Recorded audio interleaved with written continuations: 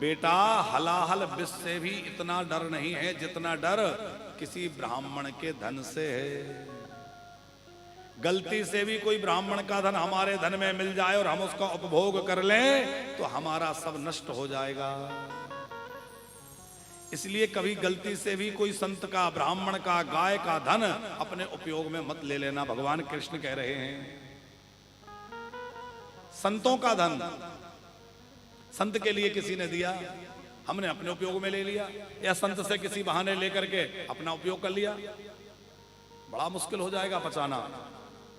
गाय के निमित्त आया, अब गाय के लिए किसी ने दिया, हमने उसको अपने उपयोग में लगा लिया, बहुत दुर्गति हो जाएगी।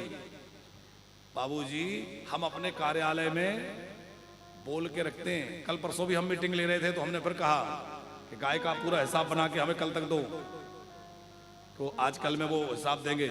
हमने कहा गाय के निमित्त जितना आता है उसका पूरा हिसाब अलग रखो, और गाय के निमित्त आने वाला एक पैसा भी ना तो भागवत में लगना चाहिए, ना आश्रम के निर्माण में लगना चाहिए, ना किसी और पूजा अनुष्ठान में लगना चाहिए। वो केवल गाय के अधिकार का है, वो केवल और केवल गाय की सेवा में लगना चाहिए, क्योंकि गाय का धन किसी और काम में उपयोग नहीं किया जा सकता।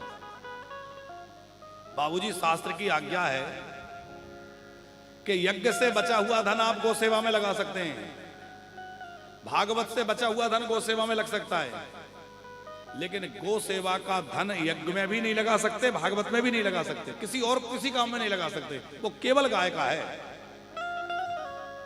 तो गाय का धन, संत का धन, ब्राह्मण का धन, मंदिर का धन।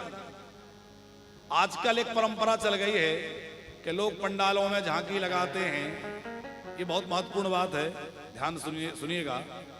झांकियां लगाते हैं, दुर्गा जी बिठाते हैं, देवी जी, बड़े गणेश जी बिठाते हैं, और वहां जो आरती में पैसा आता है उसको समिति बना करके लोग रख लेते हैं।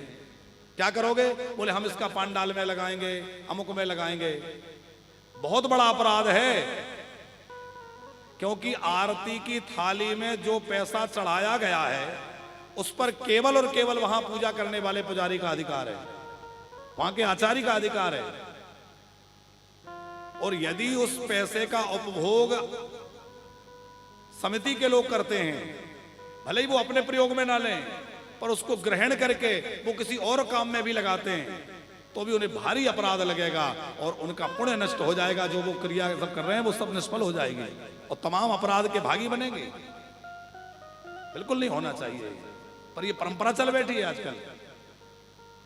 आरती का पैसा पंडित जी हम आपको नहीं देंगे, आरती का तो हम रख लेंगे। अरे आपको पंडाल लगाना है, आपको और व्यवस्थाएं करनी है, आप समाज के सहयोग से करिए, अपने से लगाइए, जहां तहां से व्यवस्था जुटाइए, उसको करिए। पर ब्राह्मण के निमित्त कोई आरती में 10 रुपए चढ़ाता है, 50 रुपए चढ़ाता है, वो क्यों आप छीन रहे हैं? ये सब हैं बातें छोटी छोटी पर बड़ी महत्वपूर्ण हैं, क्योंकि ऐसी चीजों से हमारा बहुत बड़ा अहित हो जाता है। जाने अनजाने ऐसे अपराध लोग कर बैठते हैं, नहीं होना चाहिए।